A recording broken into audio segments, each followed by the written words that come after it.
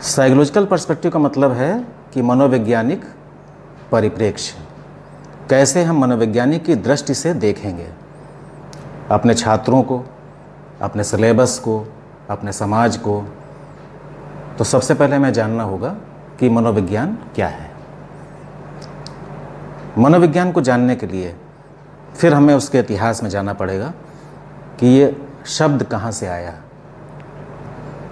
तो मनोविज्ञान या साइकोलॉजी दो शब्दों से मिलकर बना है। पहला है साइकी, दूसरा लोगोस। साइकी का मतलब है सोल, आत्मा। लोगोस का मतलब है स्टडी और साइंस। तो अगर हम दोनों को जोड़ें तो इसको हम कहेंगे study of soul, science of soul, आत्मा का विज्ञान। अब साइकोलॉजी कहाँ से निकली, तो हमें विचार करना होगा कि साइकोलॉजी का जन्म दर्शन शास्त्र से हुआ है, फिलॉसफी से हुआ है। दर्शन शास्त्र, फिलॉसफी आत्मा परमात्मा के विषय में हमें ज्ञान देती है। उसी की एक ब्रांच है साइकोलॉजी। तो निश्चित रूप से सबसे पहली बात आत्मा की ही होगी, आत्मा के विज्ञान की ही होगी। अब पहली दृष्टि में ये समझ में नहीं आ सकता है कि आत्मा का विज्ञान क्या है, आत्मा है क्या, और आत्मा का भी क्या कोई विज्ञान हो सकता है। क्योंकि आत्मा को ना हम देख सकते हैं, ना महसूस कर सकते हैं। और कई बार हमें लगता है कि आत्मा शब्द तो किताबी है, बुकिश है, और आज के युग में उस आत्मा की बात करना कुछ समीचीन प्रतीत नहीं होता है। लेकिन चूंकि हमारे छात्रों को मनोवैज्ञानिक बनना है, एक मनोवैज्ञानिक दृष्टि विकसित करनी है, उसके लिए बहुत आवश्यक है कि इसको जानें, आत्मा का विज्ञान। लेकिन जैसा कि मैंने बताया कि जो जनसाधारण है वो इस आत्मा शब्द को बहुत आसानी से समझ नहीं पाता है। इसमें करोड़ों जन्म लगते हैं, बहुत बड़े गुरु की आवश्यकता होती है, ईश्वर कृपा की आवश्यकता होती है, तब इस आत्मा को कोई जान पाता है। तो नतीजा ये हुआ कि जो आत्मा का विज्ञान इसको कहा गया, इस पर बहस हुई, असहमति इस पर जाहिर हुई, और ये कहा गया कि चूँकि आत्मा के अस्तित्व को हम देख नहीं पाते हैं, समझ नहीं पाते हैं, बहुत ही दुरूह विषय है, तो ये आत्मा का विज्ञान नहीं हो सकता है। इस पर आम सहमति नहीं बनी। धीरे धीरे विचारकों ने बहस करने के बाद उन्होंने कहा मनोविज्ञान में हम किसका अध्ययन करेंगे, अगर आत्मा का नहीं करेंगे तो किसका करेंगे। तो दिमाग में आया कि मस्तिष्क या मन, इसका अध्ययन करते हैं, मन में विचार आते हैं। तो अगर हम इसको कहें स्टडी ऑफ माइंड या साइंस ऑफ माइंड तो कैसा रहेगा। कुछ विचारक स्टडी ऑफ माइंड के पक्ष में आए और इसको उन्होंने मस्तिष्क का विज्ञान कहा। कुछ दिनों तक ये बात चलती रही।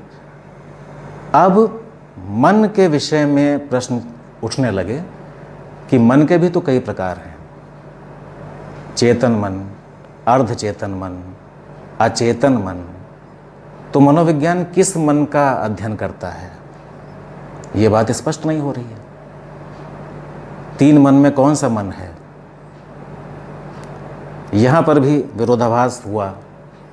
जैसा कि होता है कि हम लोग किसी भी कॉन्सेप्ट को डेवलप करने में बहुत सारे विचारकों से बातचीत करते हैं और उसके बाद एक निष्कर्ष पर पहुँचते हैं और उसको सिद्धांत रूप में मान लेते हैं।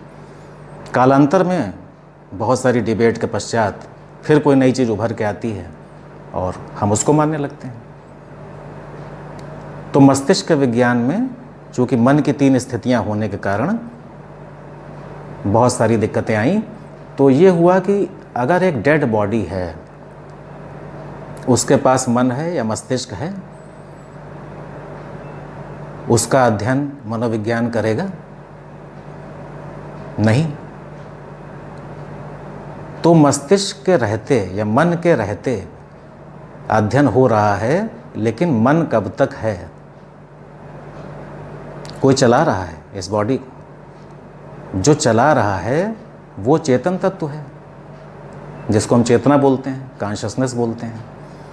तो जब तक हम जीवित हैं तब तक हमारा जो मस्तिष्क है, हमारे मन में जो विचार आ रहे हैं, उन्हीं का अध्ययन तो संभव है। एक डेड बॉडी का अध्ययन हम नहीं कर सकते, उसके मन का अध्ययन नहीं कर सकते। चेतना के निकल जाने के बाद मन के अध्ययन को करना संभव नहीं होगा। विचारकों की बहुत सारी बहस के बाद फिर एक नए कॉन्सेप्ट का जन्म हुआ और ये कहा गया कि मस्तिष्क कौन चला रहा है, बॉडी कौन चला रहा है, एक चेतन तत्व जिसको हम कॉन्शसनेस बोलते हैं। तो ये चेतना का विज्ञान है। ये बात ज़्यादा ठीक लग रही है, क्योंकि चेतना के रहते हुए हम अपने मस्तिष्क का अध्ययन करते हैं, दूसरे के मस्तिष्क का अध्ययन करते हैं। तो मुझे लगता है कि ये विचारकों ने तय किया कि मनोविज्ञान क्या है? मनोविज्ञान चेतना का अध्ययन है। अब चेतन तत्व है, चेतन तत्व होते हुए हम करते क्या हैं? चेतना हमारी है, हम जीवित हैं, लेकिन मनोविज्ञान किसका अध्ययन कर रहा है?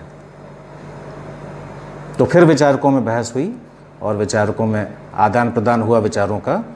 फिर एक नई चीज़ उभर के आती है कि हम जीवित हैं, जीवित अवस्था में हम व्यवहार करते हैं, behaviour, we behave with one another, and in the light of our behaviour we are considered good और बैड और वट एवर। तो क्या यह व्यवहार का विज्ञान नहीं होना चाहिए? ये तो अध्ययन है व्यवहार का। अगर हम कहें psychology is the science of behaviour, तो क्या होगा? क्योंकि चेतन अवस्था में जो व्यवहार कर रहे हैं उसका अध्ययन मनोविज्ञान कर रहा है। तो आत्मा से चलते हुए हम व्यवहार तक आए। तो वाटसन महोदय ने एक बात कही कि सबसे पहले मनोविज्ञान ने अपनी आत्मा खोई, फिर इसने अपना मस्तिष्क खोया, फिर चेतना खोई, और ये अभी भी व्यवहार को अपनाए हुए है। तो वर्तमान में हम कह सकते हैं psychology is the science of behaviour. अब साइंस में भी दो प्रकार हैं, एक पॉजिटिव, दूसरी normative. Positive science and normative science. तो पॉजिटिव साइंस किसका अध्ययन करती है?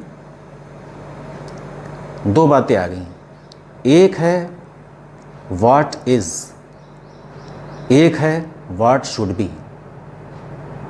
तो जो है और जो होना चाहिए। तो पॉजिटिव साइंस किसका अध्ययन करेगी? जो है, व्हाट इज, और नॉर्मेटिव साइंस करेगी व्हाट शुड बी, जो होना चाहिए। तो क्या मनोविज्ञान जो होना चाहिए का अध्ययन करता है या जो है का अध्ययन करता है? तो हम ध्यान देंगे इस बात पर कि आप शिक्षक के रूप में क्लास में पहुँचे, क्लास में जो बच्चे हैं, जो उनका मानसिक स्तर है, जो उनकी क्वालिफिकेशन है, वो होना चाहिए बाद में आएगा, पहले आएगा वो बच्चे हैं, जो है। क्लासरूम की जो कंडीशन है वो है, होना चाहिए तो बाद में आएगा।